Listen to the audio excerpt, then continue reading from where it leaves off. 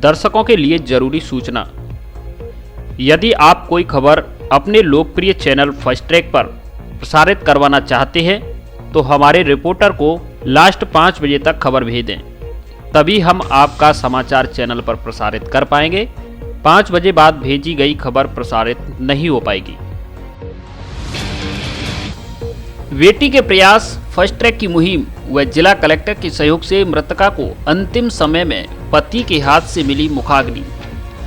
धौलपुर के इतिहास में पहली बार छुट्टी के दिन में भी आम आदमी के कार्य के लिए तय समय से पहले खुली कलेक्ट्रेट। बीती काली रात से लेकर आज शनिवार दोपहर तक बेटी के संघर्ष, फर्स्ट ट्रैक की मुहिम और धौलपुर जिला कलेक्टर राकेश कुमार जायसवाल के सहयोग से आखिरकार मृतका को आखिरी समय में अपने पति के हाथों ही मुखाग्नि नसीब हुई है। 36 दिन के संघर्ष के बाद मां की मौत हो जाना और पिता की जेल में बंद होना किसी बेटी या बेटे के लिए इससे ज्यादा दुखदाई, कष्टपूर्ण और संघर्ष वाला समय शायद कोई नहीं हो सकता। और ऐसे समय में फूट फूट कर रोने के अलावा इंसान के पास कोई चारा भी नहीं होता है। लेकिन एक बेटी के साहस ने वह सब कुछ कर दिखाया जिसे शायद बेटे भी नहीं कर सके। इस बेटी को हम बेटी नहीं बल्कि शेरनी कहेंगे, जो मां का सब रात के अंधेरे में घर पर रखकर मां के अंतिम संस्कार के लिए पिता को जेल की सलाखों से छुड़ाने के लिए रात के अंधेरे में ही सेवर जेल भरतपुर पहुंची और जेल प्रशासन से पिता को छोड़ने की गुहार लगाई। लेकिन अधिकारियों ने कानूनी कार्रवाई पूरी करने के बाद ही पिता को छोड़ने की बात कही। इसे लेकर फर्स्ट ट्रैक ने बीती रात को करीब 11:30 बजे ही स्पेशल न्यूज बुलेटिन प्रसारित कर मामले को प्रमुखता से उठाया, जिसके बाद जिम्मेदार एक्टिव मोड में आए। वहीं सेवर जेल से निराशा मिलने के बाद आज शनिवार को अल सुबह ही शेरनी बेटी कलेक्ट्रेट धौलपुर की चौखट पर पहुंची। इंसानियत और दर्द से भरे इस मामले को सुबह दोबारा से जिले की जनता के लोकप्रिय चैनल फर्स्ट ट्रैक ने गंभीरता से प्रसारित किया। पूरे मामले में वीडियो फर्स्ट ट्रैक चैनल पर देखने के बाद धौलपुर जिला कलेक्टर राकेश कुमार जायसवाल भी द्रवित हो गए। कलेक्टर जायसवाल उस समय अपने परिवार के साथ कोटा में छुट्टी मना रहे थे, लेकिन उन्होंने परिवार के साथ छुट्टियां मनाने से ज्यादा इंसानियत के नाते इस कार्य को महत्वपूर्ण समझा और उन्होंने धौलपुर जिले के इतिहास में पहली बार आज शनिवार को छुट्टी के दिन आम आदमी के कार्य के लिए तय समय से पहले सुबह ही कलेक्ट्रेट को खुलवाया तथा सारी कानूनी कार्रवाई पूरी करवाई, जिसके बाद आज शनिवार दोपहर में मृतक महिला के जीवन के अंतिम समय में पति के हाथों से ही मुखाग्नि नसीब हो सकी। मामला यूं है कि धौलपुर जिले के सेबो इलाके के कोलारी थाना क्षेत्र के गांव परौआ में करीब 36 दिन पहले महिला गुड्डी को ज्वलनशील पदार्थ डालकर किसी ने जला दिया था, जिससे वह गंभीर रूप से झुलसी थी, जिसे इलाज के लिए जिला अस्पताल धौलपुर से रेफर कर दिया गया था, जिस पर परिजन उसका ग्वालियर में इलाज करा रहे थे। इसकी कल शुक्रवार शाम को ग्वालियर में मौत हो गई।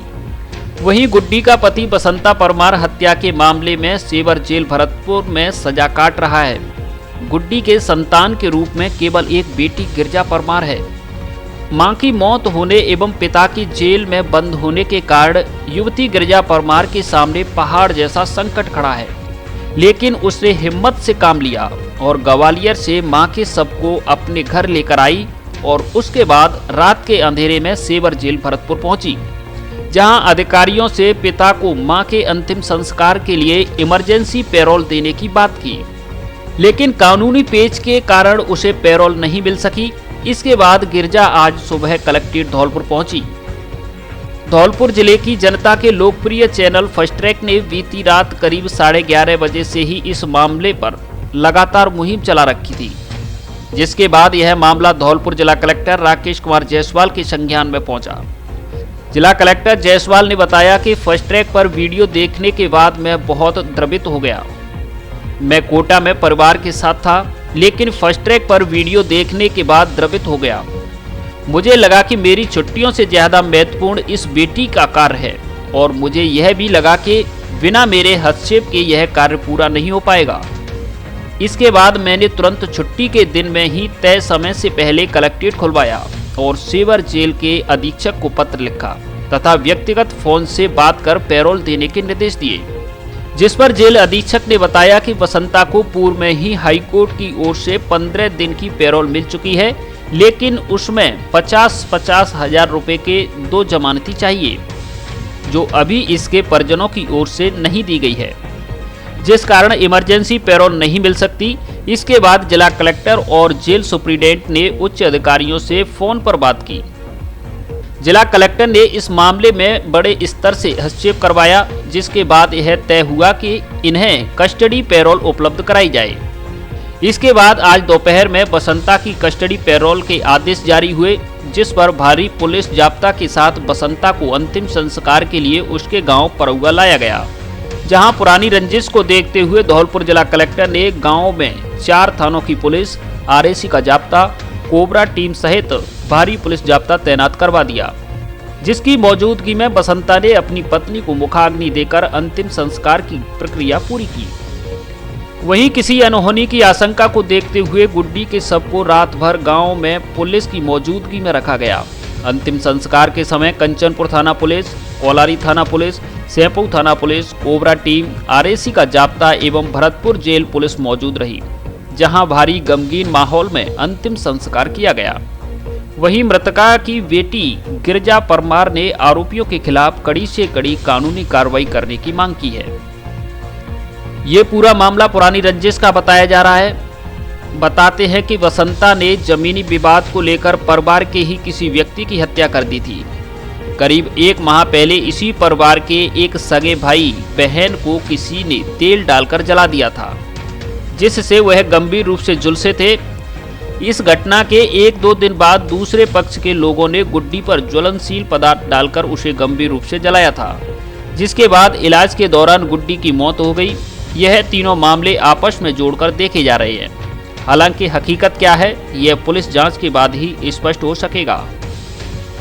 मां की मौत होने के बाद अब यह इकलौती बेटी पूरी तरह अकेली रह गई है, जिसको लेकर पिता बसंता ने पत्नी के दाह संस्कार के बाद जेल में जाते समय पुलिस उपाधीक्षक सैपऊ विजय कुमार से हाथ जोड़कर उदार दिल से मार्मिक वेदना पेश की। उन्होंने कहा कि साहब, मेरी बेटी अकेली है, इसकी सुरक्षा का ख्याल रखना। आज के रात में 27 तारीख को सो रही थी, मैं भी वहाँ से आई हुई थी। मम्मी रात से खेत से गई हुई थी वहाँ पे, तो हमारे परिवार वाले थे जमीनी विवाद को लेकर झगड़ा चल रहा था। उनका नाम गुड्डू, कल्ला, आकाश, कुलदीप, मुकेश, गोविंदा, रामतार ने पूरी साजिश की है। मैं चाहती हूँ कि इनकी जल्द से जल्द कार्रवाई की जाए और इनको सजा दी जाए। सबसे ज्यादा रामतार मेरी सुनवाई नहीं हुई और अभी तक मेरी कोई भी सुनवाई नहीं हुई। एसपी ऑफिस भी गई, थाने में भी कई बार बोला, लेकिन कोई सुनवाई नहीं हुई। आपके 4 वर्ष की मासूम बालिका के साथ नाबालिग युवक ने किया दुष्कर्म। जिले के सैंपऊ थाना क्षेत्र में 4 वर्षीय मासूम बालिका के साथ एक पड़ोसी युवक ने चॉकलेट के बहाने बुलाकर दुष्कर्म किया है। लहूलुहान बालिका को जब परिजनों ने देखा तो उनके होश उड़ गए। तभी मां पीड़ित मासूम बालिका को लेकर पुलिस थाने पहुंची और दरिंदे युवक के खिलाफ कार्रवाई करने की मांग को लेकर तहरीर दी। तहरीर में बताया गया है कि घटना बीते कल शुक्रवार की है। घर के बाहर खेल रही मासूम बालिका को पड़ोसी नाबालिग युवक चॉकलेट व पैसे दिखाकर उसको अपने घर ले गया, जहां उसके साथ दुष्कर्म किया। कुछ पंच पटेलों की वजह से मामला एक दिन दबा रहा, लेकिन आज शनिवार को पीड़ित मासूम की मां और परिजन सैंपऊ पुलिस थाने पहुंचे और पुलिस को घटना को लेकर तहरीर दी, जिस पर पुलिस ने पीड़िता का जिला अस्पताल धौलपुर में ले जाकर मेडिकल कराया है तथा आरोपी नाबालिग के खिलाफ कानूनी कार्रवाई शुरू कर दी है। कुख्यात रहे जगन गुर्जर को पुलिस ने किया गिरफ्तार। साले और ममिया ससुर के घर पर मारपीट और फायरिंग कर फैलाई थी दहशत। धौलपुर जिले के कुख्यात दस्यु रहे जगन गुर्जर ने 6-7 जुलाई की रात को आपसी विवाद के चलते अपने साले और मामा ससुर के घर में जाकर फायरिंग और मारपीट की घटना को अंजाम दिया था। इसके बाद जगन फरार हो गया था। वहीं पीड़ित पक्ष की तहरीर के आधार पर पुलिस ने जगन गुर्जर के खिलाफ मुकदमा दर्ज कर लिया था। जिसे आज शनिवार को सदर थाना पुलिस बॉडी ने मुखबिर की सूचना पर भभूतिपुरा के पास जंगलों से गिरफ्तार कर लिया है, जिससे दोनों मामलों में पूछताछ की जा रही है। साथ ही आरोपी ने जिस हथियार से फायरिंग की थी उसकी भी तलाश की जा रही है। बाड़ी सदर थाना प्रभारी योगेंद्र सिंह राजावत ने बताया कि बदमाश जगन गुर्जर ने जुलाई महीने में 6-7 तारीख को गृह क्लेश और विवाद के चलते बाड़ी के अजीजपुरा रोड स्थित अपने साले के घर पर और थाना क्षेत्र के गांव इब्राहिमपुर में अपने ममिया ससुर के घर पर जाकर फायरिंग और मारपीट की घटना को अंजाम दिया था। इन मामले में दोनों परिवारों द्वारा सदर थाने में तहरीर दी गई थी। इसका मामला दर्ज करते हुए आरोपी जगन की पुलिस तलाश कर रही थी, लेकिन वह फरार चल रहा था। जिसका मामला दर्ज करते हुए आरोपी जगन की पुलिस तलाश कर रही थी, लेकिन वह फरार चल रहा था। जरिए मुखबिर शनिवार को सूचना मिली कि जगन गांव भभूतिपुरा के जंगल के पास देखा गया है। इस पर पुलिस टीम बनाकर दबिश दी गई और जगन को मौके से गिरफ्तार कर लिया गया। पुलिस जगन से घटनाक्रम के साथ हथियार को लेकर पूछताछ कर रही है। दोनों मामलों में उसे रविवार को न्यायिक मजिस्ट्रेट के समक्ष पेश कर रिमांड पर लिया जाएगा। आपको बता दें कि जगन गुर्जर पूर्व में आतंक का बड़ा पर्याय रहा है। इस पर कई लाख का इनाम घोषित किया गया था और इसके खिलाफ करीब 70 मुकदमे विभिन्न पुलिस थानों में दर्ज थे, लेकिन गवाहों और साक्ष्यों के अभाव में ज्यादातर मामलों में ये कोर्ट से बरी हो चुका है। 1-2 मामलों में हाई कोर्ट से जमानत पर चल रहा है। आज दिनांक को सूचना मिली थी, जिस पर उसे आज उसी के गांव भभूतिपुरा के जंगलों से दस्तयाब कर लिया गया है और उससे पूछताछ की जाएगी। कल एनीकट में डूबे दोनों युवकों के शव आज मिले। पोस्टमार्टम के बाद परिजनों को सौंपे।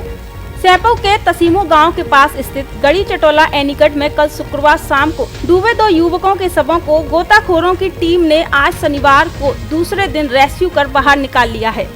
पुलिस की ओर से दोनों के शवों को CHC सैपो की मोर्चरी में पहुंचाया गया, जहां पोस्टमार्टम करवाकर शवों को परिजनों के सुपुर्द कर दिया गया। वहीं तहसील प्रशासन की ओर से मृतकों के परिजनों को सहायता राशि दिलाने के लिए कार्रवाई की गई। आपको बता दें कि शुक्रवार शाम के समय एनीकट में नहाने गए 4 साथी पानी में डूब गए। तभी खेतों पर काम कर रहे कुछ लोगों ने 2 को समय के रहते बाहर निकालकर बचा लिया, लेकिन 2 युवक गहरे पानी में डूबने के कारण लापता हो गए थे। इसे लेकर शाम को नदी में दोनों की तलाश की, लेकिन कोई पता नहीं चल सका। वहीं अंधेरा हो जाने के कारण रेस्क्यू ऑपरेशन प्रशासन को बंद करना पड़ा, जिसके बाद आज सिविल डिफेंस तथा SDRF की टीम के द्वारा दोबारा से रेस्क्यू करते हुए दोनों के शवों को बाहर निकाल लिया गया, जिनकी पहचान लोकेंद्र पुत्र शिव सिंह उम्र 18 वर्ष तथा योगेश पुत्र राधे कुशवाहा उम्र 15 वर्ष निवासी तसीमो सैपो के रूप में हुए है। घटना के बाद परिजनों का रो रो कर बुरा हाल है। शराब की बोतल चोरी होने के बारे में पूछा तो युवक के सिर पर फावड़े से किया वार, गंभीर घायल। एक महापुरुष शराब की बोतलों के चोरी हो जाने के मामले में पूछताछ करना एक युवक को आज उस समय भारी पड़ गया, जब पड़ोस में किराए पर रह रहे युवक से चोरी हुई शराब के बारे में पूछा। पूछने से नाराज हुए किराएदार ने फावड़े से युवक के सिर पर वार कर दिया। एक के बाद एक 3 बार किए जाने से युवक की हालत गंभीर हो गई, जिसे पड़ोस में रहने वाले बुजुर्ग श्याम सिंह की मदद से जिला चिकित्सालय धौलपुर में भर्ती कराया गया। अस्पताल में घायल को लेकर आए बुजुर्ग श्याम सिंह ने बताया कि युवक दीपू शर्मा निवासी गौशाला उनके घर पर रहने वाले किराएदार कल्याण यादव से बातचीत कर रहा था। बातचीत के दौरान दोनों में झगड़ा शुरू हो गया। झगड़े को देखकर बुजुर्ग श्याम सिंह ने दीपू को घर वापस भेज दिया। दीपू के घर लौटते ही श्याम सिंह के किराएदार कल्याण यादव ने पीछे से फावड़ा लेकर उसके सिर पर ताबड़तोड़ प्रहार कर दिया। हमले में घायल हुए युवक दीपू को लेकर पड़ोसी श्याम सिंह अस्पताल पहुंचे। अस्पताल में घायल युवक दीपू ने बताया कि 1 महीने पहले उसकी शराब की बोतल चोरी हो गई थी, जिसके बारे में उसने कल्याण से जानकारी लेने की बात कही। शराब के बारे में पूछने पर आरोपी कल्याण ने पीछे से उसके सिर पर फावड़ा मार दिया। अस्पताल पहुंचे परिजनों ने बताया कि कल्याण यादव रीको में एक फैक्ट्री में मजदूरी का कार्य करता है, जो कि झांसी का रहने वाला है और वारदात को अंजाम देने के बाद फरार हो गया है। घटना की सूचना मिलते ही निहालगंज थाना पुलिस अस्पताल पहुंच गई, जहां पुलिस ने घायल युवक के पर्चा बयान लेकर मामले की जांच शुरू कर दी है। नमस्कार दोस्तों, अब पढ़ाई के साथ नौकरी की गारंटी। धौलपुर शहर में 100% रोजगार देने वाला college Shri Ram college of hotel management. यहाँ होटल मैनेजमेंट के कई कोर्सेज कराए जाते हैं। इसे करने के बाद आपको 5 स्टार होटल में नौकरी दिलाने की गारंटी। वर्ष 2015 से अब तक छात्रों को 100% दिलाई नौकरी। छात्रों को नौकरी दिलाकर उनका शानदार करियर बनाना संस्थान का मुख्य उद्देश्य। हमारे छात्र Fairmont, Radisson Blu, Ramada hotel, Sayaji, ITC Fortune, Samode group सहित अन्य 5 स्टार होटल में नौकरी कर रहे हैं। आप भी आइए और लीजिए एडमिशन तथा रोजगार पाकर संवारे अपना भविष्य। Shri Ram college of hotel management, Dholpur, पता Lavania marriage home, Saipau road, Dholpur, Rajasthan. Vaishnavi mobile centre, जहां से मोबाइल आज खरीदें और पैसा बाद में चुकाएं, वो भी किस्तों में। हमारे यहां 0 डाउन पेमेंट पर आसान किस्तों में Samsung, Nokia, Vivo, Oppo, Realme आदि कंपनियों के मोबाइल उपलब्ध हैं। तुरंत खरीदें, ऑफर सीमित समय के लिए। इसके अलावा Android TV, mobile accessories, SIM recharge भी उपलब्ध। इसके अलावा सौर ऊर्जा से चार्ज होने वाली अच्छी क्वालिटी की लालटेन और स्पीकर भी उचित रेटों पर उपलब्ध। वैष्णवी मोबाइल सेंटर, पता पीएनबी बैंक के सामने, जगदीश मार्केट, जगदीश तिराहा, Dholpur. Proprietor Saurabh Goyal, Johnny. Mobile number 7014 27 82 00। आक्रोश ग्रामीणों ने हाईवे पर लगाया जाम, पुलिस ने खुलवाया जाम। सैपो के तसीमो गांव के पास स्थित गढ़ी चटोला एनीकट में कल शुक्रवार शाम को 2 युवक डूब गए थे। इस मामले को लेकर आक्रोशित ग्रामीणों ने आज सुबह नेशनल हाईवे 123 पर तसीमो गांव में जाम लगा दिया। जाम की सूचना ग्रामीणों द्वारा पुलिस को दी गई, जिस पर सैपो थाना अधिकारी परमजीत सिंह पटेल पुलिस जाब्ते के साथ मौके पर पहुंचे, जिन्होंने ग्रामीणों को समझाया। समझाइश के बाद पुलिस द्वारा हाईवे से जाम को खुलवा दिया। ग्रामीणों का कथित आरोप था कि घटना के बाद पहुंचे गोताखोरों के पास आवश्यक संसाधन नहीं थे, जिस कारण दोनों युवकों की शाम को ठीक से तलाश नहीं हो सकी।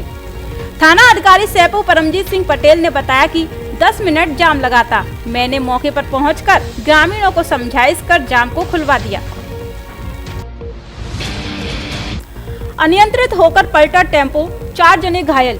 सरमत्रा निवासी 4 जनों का शनिवार शाम को खेड़ा मासलपुर सड़क मार्ग पर टेम्पो अनियंत्रित होकर पलट गया। हादसे में टेम्पो सवार 4 जने घायल हो गए, जिनमें से एक जने की हालत बिगड़ने पर हायर सेंटर के लिए रेफर कर दिया गया है। जानकारी के अनुसार सरमत्रा कस्बे के साहनी पाड़ा निवासी इजामुद्दीन खां, शबनम खां, नूर बानो, गुड्डी निवासी साहनी पाड़ा सरमत्रा आज मासलपुर से सरमत्रा की ओर आ रहे थे। तभी गड्ढों को बचाने के प्रयास में टेम्पो अनियंत्रित होकर पलट गया। स्थानीय लोगों ने 108 एम्बुलेंस की मदद से घायलों को सरमत्रा सामुदायिक स्वास्थ्य केंद्र पर भर्ती कराया, जिनमें से इजामुद्दीन के ज्यादा चोट आने की वजह से प्राथमिक उपचार के बाद उसे हायर सेंटर के लिए रेफर कर दिया गया है। अन्य सभी घायलों का सरमत्रा अस्पताल में इलाज जारी है। 2 बाइकों की भिड़ंत में 2 मासूमों सहित 5 घायल। सैपो के कुम्हेरी गांव के निकट नेशनल हाईवे 123 पर 2 बाइकों में भिड़ंत होने से हादसा हुआ है। दुर्घटना में एक बाइक पर सवार 2 मासूम सहित 5 लोग घायल हुए हैं। राहगीरों की ओर से दी गई सूचना के आधार पर पहुंची NHAI एम्बुलेंस के द्वारा पायलट रशीद खां की मदद से सभी घायलों को उपचार के लिए सामुदायिक स्वास्थ्य केंद्र सैपो पर पहुंचाया गया। जानकारी के मुताबिक कुंवर सिंह पुत्र सुरेश निवासी नगला मानिक चाचौत थाना तातपुर यूपी बाइक पर सवार होकर धौलपुर जा रहा था। इस दरमियान उसके साथ पत्नी चांदनी, बहन राधा तथा कुंवर सिंह का एक मासूम बेटा और उसका मासूम भांजा था। पत्नी चांदनी ने बताया कि वह उपचार कराने के लिए धौलपुर जा रहे थे। इसी दौरान रास्ते में सामने से आ रही एक बाइक ने उनकी बाइक को टक्कर मार दी, जिससे यह सभी 5 लोग सड़क पर गिरकर घायल हो गए। कैथरी यूनानी व राजाबेटी आयुर्वेद चिकित्सालय धौलपुर का किया आकस्मिक निरीक्षण। जिला परिषद धौलपुर के मुख्य कार्यकारी अधिकारी जिला परिषद चेतन चौहान ने आज शनिवार को राजकीय आयुर्वेदिक औषधालय कैथरी एवं राजाबेटी राजकीय जिला आयुर्वेदिक चिकित्सालय धौलपुर व यूनानी जिला चिकित्सालय धौलपुर का आकस्मिक निरीक्षण किया। उन्होंने रोगी रजिस्टर, स्टॉक रजिस्टर, कर्मचारी उपस्थित पंजिका, गर्भवती महिलाओं की दी जाने वाली सुविधाओं, आंचल प्रसूता योजना, पंचकर्मा सहित अन्य जांच की जानकारी ली और आवश्यक दिशा निर्देश दिए। उन्होंने चिकित्सा केंद्र पर चल रहे वैक्सीनेशन के संबंध में जानकारी ली और मरीजों से बातचीत कर उनकी समस्याओं को सुना और आवश्यक निर्देश दिए।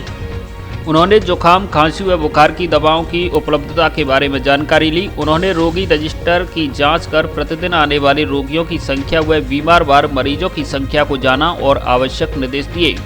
डॉक्टर राकेश कुमार शर्मा ने आयुर्वेदिक दवाओं सहित काढ़ा आदि के बारे में जानकारी दी। इस अवसर पर एसडीएम ललित कुमार मीणा, विकास अधिकारी अनूप रावत, डॉक्टर भगवान दास शर्मा, डॉक्टर राकेश कुमार शर्मा, डॉक्टर ज्ञानदीप वर्मा, कैथी सरपंच अजयकांत शर्मा, वरिष्ठ कंपाउंडर राजदास, वैक्सीनेशन सेंटर पर कार्यरत एएनएम अनुराधा, अमित कुमार, अध्यापक राधा चरण सिंह सहित ग्रामीण उपस्थित रहे।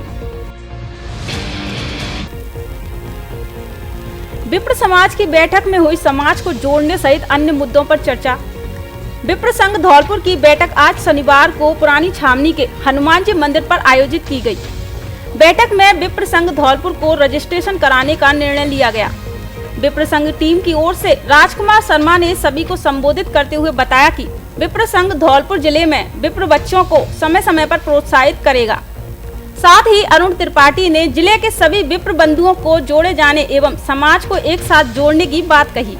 इस अवसर पर विशंबर दयाल शर्मा, राकेश शर्मा, राजकुमार शर्मा, अरुण त्रिपाठी, अवधेश तिवारी, हरिओम उपाध्याय, मनोज पाराशर, योगेश तिवारी, अरुण शर्मा, राजेश शर्मा, रवि मुदगल आदि सदस्य बैठक में मौजूद रहे।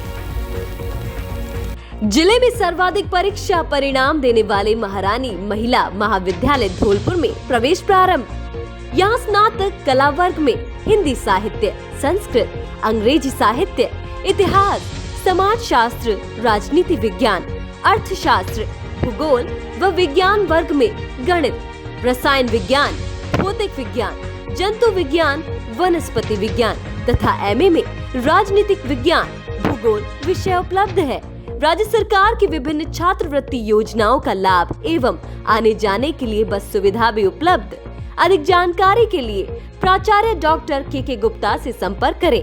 प्रवेश फॉर्म प्राप्त करने व जमा कराने का स्थान महारानी महिला महाविद्यालय, थर्मल पावर के सामने धौलपुर एवं ऋषभ कॉन्वेंट स्कूल, बिजली घर रोड, भामतीपुरा, धौलपुर। अब धौलपुर से देश के प्रमुख शहरों के लिए एसी और नॉन एसी लग्जरी बसों की सुविधा, जिनसे यात्रा करना बेहद आरामदायक और सस्ता। धौलपुर से पालनपुर, करौली, गंगापुर सिटी, हिंडौन, जयपुर, अजमेर, भीलवाड़ा, सीकर, झुंझुनू, जोधपुर, व्यावर, पाली, बीकानेर, अहमदाबाद, बड़ोदरा, सूरत, राजकोट, मोरबी, गांधीधाम, बनारस, इंदौर, झांसी, छतरपुर, पन्ना, दिल्ली, हरिद्वार आदि प्रमुख शहरों के लिए बस सुविधा उपलब्ध। बुकिंग के लिए संपर्क करें बस जंक्शन टूर एंड ट्रेवल्स, दुकान नंबर 2, गुलाब बाग चौराहा, धौलपुर। फोन पर बुकिंग के लिए लगेज पार्सल की भी सुविधा उपलब्ध। मनरेगा मैट संघ की बैठक में हुई जयपुर रैली को लेकर चर्चा। मनरेगा मैट संघ धौलपुर की बैठक आज शनिवार को बाबा पीतमगिरी मंदिर, पहाड़ी मुरैना में आयोजित की गई, जिसमें 16 सितंबर को जयपुर में होने वाली महाधरना प्रदर्शन रैली को लेकर चर्चा की गई। बैठक में मनरेगा मैट संघ के सदस्यों ने एकमत होकर 16 सितंबर को जयपुर में होने वाली महाधरना प्रदर्शन रैली में भाग लेने की सहमति दी तथा विधानसभा सत्र में मुख्यमंत्री अशोक गहलोत को अपना मांग पत्र सौंपने पर सहमति हुई। बैठक में मनरेगा मैट संघ की मांगे रखी गयी, जिनमें संघ के सदस्यों को राज्य कर्मचारी का दर्जा दिया जाए या संविदा कर्मी घोषित किया जाए, मानदेय फिक्स किया जाए, संघ के सदस्यों को ही मस्ट रोल दी जाए, राजनीतिक हस्तक्षेप बंद किया जाए, कार्यस्थल पर मैटों को सुरक्षा दी जाए आदि मांग शामिल हैं। बैठक में मनरेगा मैट संघ के जिला अध्यक्ष पंजाब सिंह गुर्जर, प्रदेश कोषाध्यक्ष बनवारी लाल शर्मा, जिला कोषाध्यक्ष उमेश सोलंकी आदि ने मैटों को संबोधित किया और जयपुर जाने के लिए आह्वान किया। बैठक में संघ के होतम सिंह, राजवीर सिंह, महेश, राजपाल सिंह, बाबू सिंह, माया देवी, राम, रानी उमा आदि मौजूद रहे। आयुर्वेदिक औषधालय काशिमपुर में 595 बच्चों ने लिया स्वर्ण प्राशन का लाभ। आयुर्वेदिक विभाग एवं जिला प्रशासन धौलपुर के सहयोग से आज शनिवार को पुष्प नक्षत्र पर राजकीय आयुर्वेदिक औषधालय काशिमपुर धौलपुर में बच्चों को स्वर्ण प्राशन ड्रॉप पिलाई गई। डॉक्टर विनोद गर्ग आयुर्वेद चिकित्सा अधिकारी काशुमपुर धौलपुर ने बताया कि शिविर में 595 बच्चों को स्वर्ण प्राशन ड्रिप पिलाई गई। स्वर्ण प्राशन पीने से बच्चों की पाचन शक्ति बढ़ना व शारीरिक, मानसिक व बौद्धिक विकास के साथ रोग प्रतिरोधक शक्ति बढ़ने में सहायक औषधि है। इसके पीने के आधे घंटे पहले और बाद में कुछ नहीं खाएं। शिविर में लगातार तीसरी बार स्वर्ण प्राशन ड्रॉप पिलाने आए अध्यापक बिशन स्वरूप ने बताया कि मैंने अपने बच्चों को लगातार 3 बार यह दवाई पिलाई है। यह आयुर्वेदिक विभाग की एक अनूठी पहल है। आयुर्वेदिक कंपाउंडर नवल सिंह ने बताया कि स्वर्ण प्राशन एक आयुर्वेदिक इम्यूनाइजेशन है जो कि बच्चों में रोग प्रतिरोधक शक्ति बढ़ाने में सहायक है। डॉक्टर विनोद गर्ग ने शिविर में बच्चों के साथ आए सभी अभिभावकों एवं वयस्कों से कोरोना गाइडलाइन की पालना करने एवं कोरोना टीकाकरण करवाने के लिए प्रेरित किया गया। इस अवसर पर डॉक्टर चैतन्य गुप्ता, ANM कांता देवी, आंगनबाड़ी कार्यकर्ता मीरा, लीना, राजकुमारी, आशा सहयोगिनी कांता, रेनू, साथिन कांता, सहायिका पूरन देवी आदि मौजूद रहे। विद्युत पोल सहित ट्रांसफार्मर धराशायी होने से बिजली आपूर्ति गुल। सैंपौ के सालेपुर गांव में एक क्षतिग्रस्त विद्युत पोल अचानक ट्रांसफार्मर सहित जमीन में जा गिरा। जिस समय यह घटना हुई तब आसपास कोई मौजूद नहीं था, जिससे बड़ा हादसा होने से टल गया है। स्थानीय निवासी महेंद्र सिंह ने बताया कि विद्युत ट्रांसफर पोल सहित जमीन में गिरने से लोगों के लिए बिजली का संकट खड़ा हो गया है। ऐसे में ट्रांसफार्मर से जुड़े कई घरों की विद्युत गुल हो गई है। लोगों ने शीघ्र ही विद्युत विभाग के अधिकारियों से मरम्मत कार्य शुरू कराकर समस्या समाधान करने की मांग की है। The right platform for your child, AVM Convent School। आपके बच्चों के उज्जवल भविष्य व सर्वांगीण विकास के लिए सुनहरी चाबी है जो आपके बच्चों के लिए सफलता के द्वार खोलती है, सभी सुविधाओं से परिपूर्ण। AVM Convent School, जहां online class, offline class, computer lab, bio lab, chemistry lab, camps, बच्चों को लाने ले जाने की सुविधा, affiliated to CBSE New Delhi. जी हाँ, हर बात में बेहतर आपका अपना school AVM convent school, Ghantaghar road, Dholpur, Rajasthan. Admission open, nursery से कक्षा 12 तक। धौलपुर जिले की दिन भर की खबरें शाम को ही अपने मोबाइल पर देखने तथा जिले की बड़ी घटनाओं का तुरंत अपडेट प्राप्त करने के लिए हमारे चैनल को सब्सक्राइब करें और बेल आइकन दबाएं।